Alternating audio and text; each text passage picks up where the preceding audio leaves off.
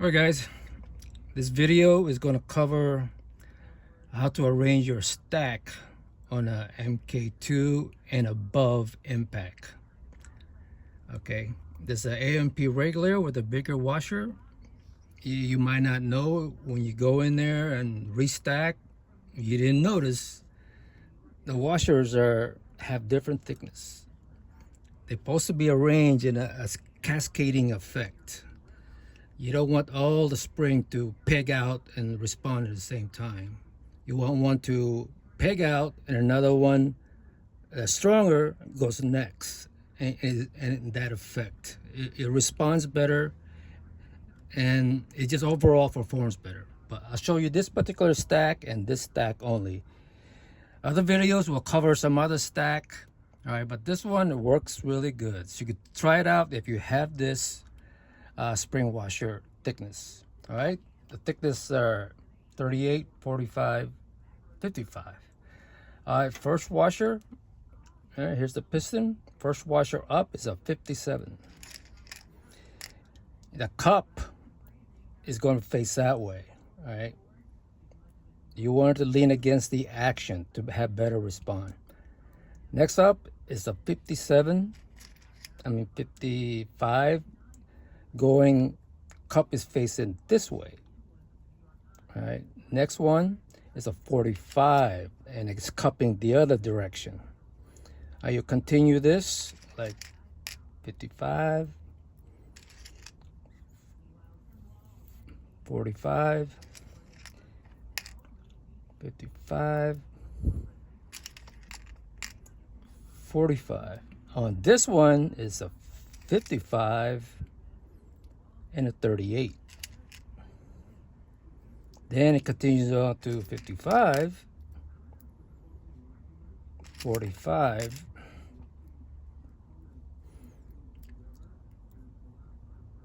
all right, so how much we got now? It's 2, 4, 6, 8, 10, 11.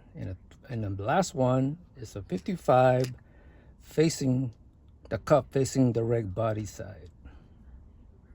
So you got a total of 12 washers, spring washers.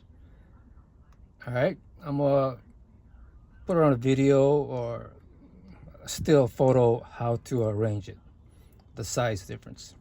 Oh, just rewind this video. All right, goes like that, and we'll install it and I'll show you how to do some troubleshooting, and we'll see the performance of this regulator stack. All right, going to install the piston. Make sure it clicks into place.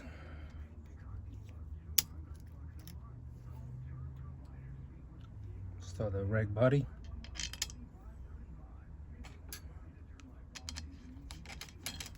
You screw this on, make sure it's like metal.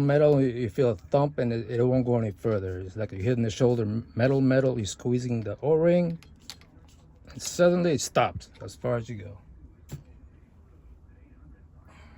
Reg adjustment screw.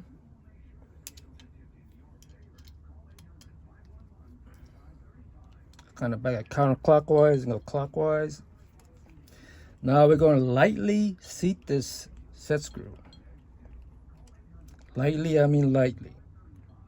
That's what I'm doing, lightly. Just like that, one, like that.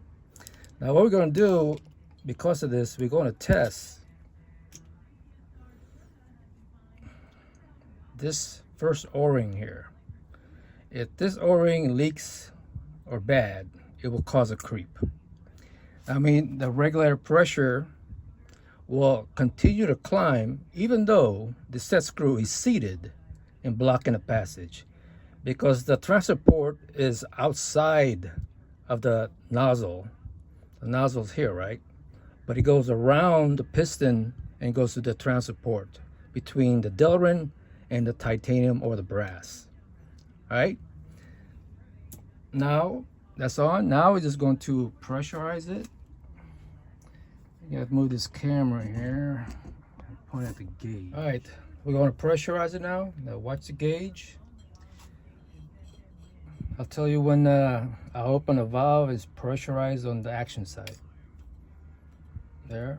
The valve's halfway screwed in. I'm gonna leave it that. Now keep an eye on the gauge. Should maintain 0. This ensuring between the piston and the adjustment screw, when they meet up, it's not creeping in between. All right. Then the next one is this O-ring here. If that leaks by, it will go bypass the mating surface between the piston and the adjustment screw and go inside the transfer port and bleed into the plenum.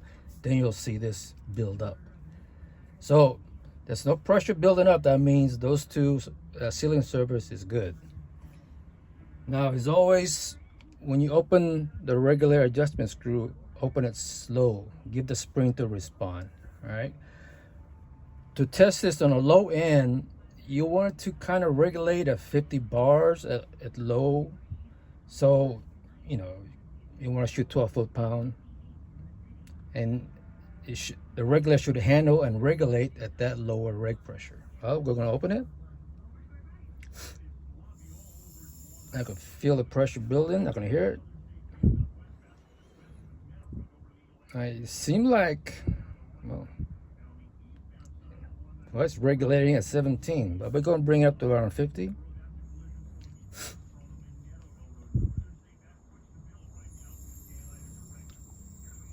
You kind of got a feel for the adjustment screw when you turn it, and it should be indication of air or response. All right. Now I'm gonna bring it up to, I like mine 125 bars.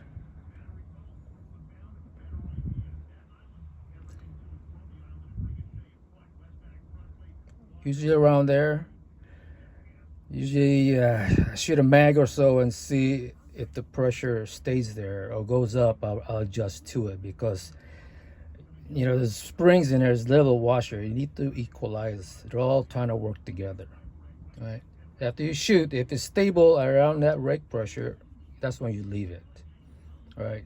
We're gonna then go test this regulator, how high it would go up in case you need to shoot slug, go beyond 150 bars. So try not to go 175 bars to be safe. All right. I mean, to support 175 bars, you gotta have enough hammer weight and a spring to open that much pressure. All right, we'll take it up slowly. If you don't have the right stack, you wouldn't able to reach 150 bars. And you gotta make sure your bottle has enough pressure, and this one doesn't. Let me fill it up there. So it's gonna climb up. I don't know where it's at now, because I've been trying to open it and the bottle pressure was kind of low. See, it's starting to go up.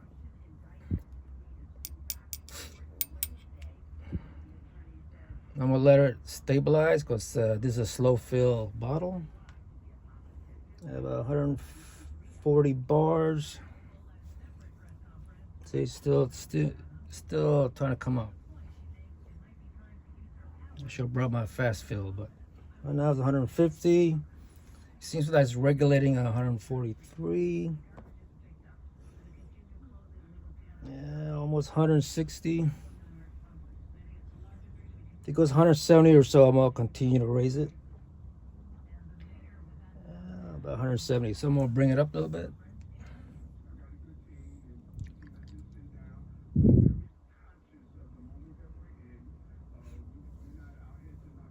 I got about 180, so I'm gonna bring it up a little faster.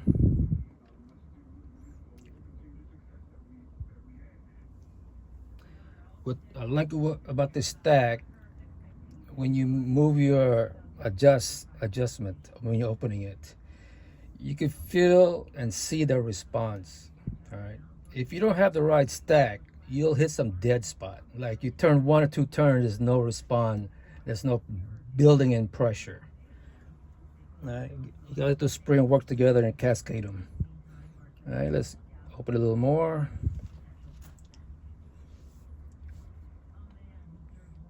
A little more. When you're into a higher pressure. You kind of adjust it slower, but you're really compressing the springs.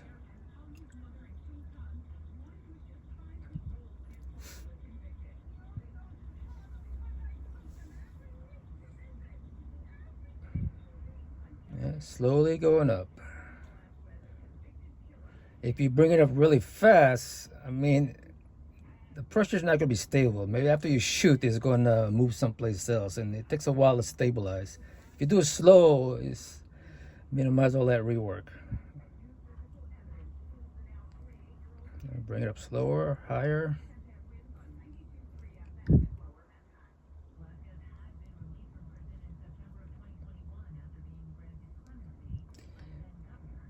All right, we want to bring it to 170, 175, but you don't want your regulator overworking. When the regulator is maxed out around 170 and you try to make it work at 170, that's not going to be consistent.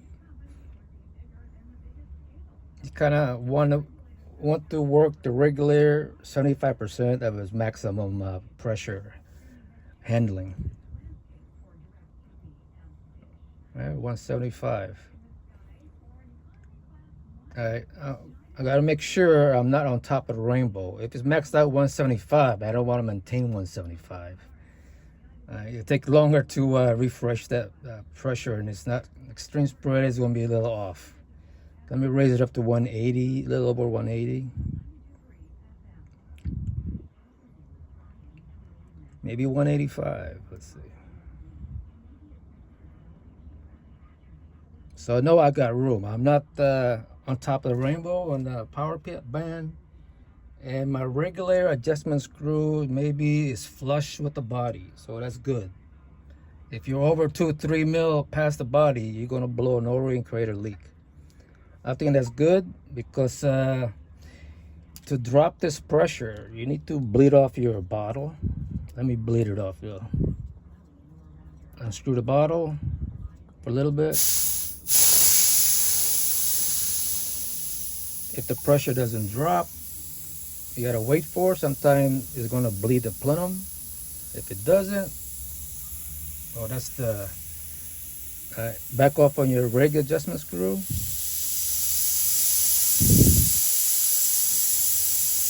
Then put the bottle back on. And to lower the reg pressure, all right, the pressure has to go someplace to lower the pressure. You have to vent it off in the atmosphere. And it doesn't have an automatic auto vent when you lower the reg. All right, so it's 168. We'll raise it back up. Make sure the regulator is working properly. See, 174.